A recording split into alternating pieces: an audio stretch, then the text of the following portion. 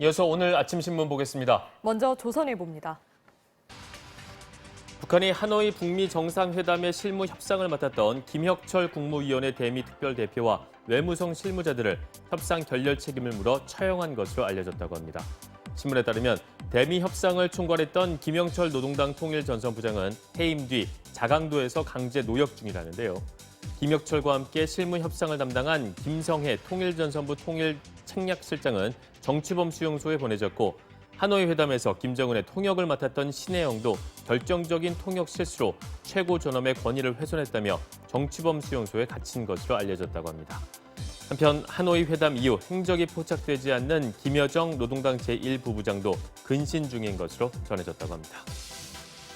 귀가하는 여성을 따라가 집에 침입하려던 남성의 모습이 담긴 이른바 신림동 강간미수 영상이 SNS에 퍼지면서 20, 30대 혼자 사는 여성들을 중심으로 나도 비슷한 일을 겪었다는 경험담이 속속 올라오는 등 파문이 확산하고 있다고 합니다. 늦은 시간 도어록을 열려고 띠딕띠딕하던 소리가 생생하다. 인터폰 카메라를 보니 평소 본 적 없던 남자가 문 앞에 어슬렁거리고 있었다는 등 자신들이 겪었던 도어록 공포에 대한 불안감을 호소하는 글이 잇따르고 있다는데요. 한편 신림동 강간미수 영상 피해자가 경찰의 CCTV를 확인하고 싶다고 했지만 최초 출동한 경찰이 건물주에게 연락해 확보하라고 안내만 한 것으로 확인됐다고 신문은 보도했습니다. 학생용 책걸상 크기와 형태가 지난 2001년 정해진 표준 신장을 기초로 규격을 도입한 지 18년 만에 바뀐다고 합니다.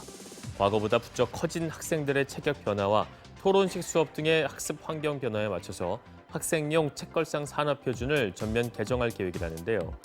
책걸상 높이를 손쉽게 조절하는 기능은 물론 배치를 쉽게 바꿀 수 있도록 이동 장치를 다는 한편 품질 개선도 추진한다고 합니다. 또 교복 치마를 입는 여학생들을 위한 책상 앞가리개도 검토되고 있다고 합니다. 한국여성정책연구원이 중학생 4천여 명을 상대로 조사한 결과 전체 응답자 가운데 절반이 연애 경험이 있을 정도로 이성에 대한 관심도가 컸다고 합니다. 하지만 성지식 수준은 낙제점이었다는데요. 여학생이 인식하는 자신의 성지식 수준은 10점 만점에 평균 7.26점, 남학생은 7.28점이었지만 피임법과 임신 증상 등의 문항을 주고 실제 성지식을 측정해 봤더니 정답률이 여학생은 평균 4.29점, 남학생은 이보다 낮은 3.16점을 받았다고 합니다. 불분명한 정보가 떠도는 인터넷이 중학생들의 성교육 교사 역할을 하다 보니 학생들은 자신이 성에 대해 잘 알고 있다고 여기지만 실제로는 성 관련 지식이 부족한 것이라고 신문은 설명했는데요. 실제로 중학생 4명 중 1명은 SNS나 유튜브 등 인터넷에서 성 지식을 얻는 것으로 조사됐다고 합니다. 미국 CNN 등에 따르면 애플이 미국에서 폴더블 디스플레이와 관련한 특허를 확보했다고 합니다.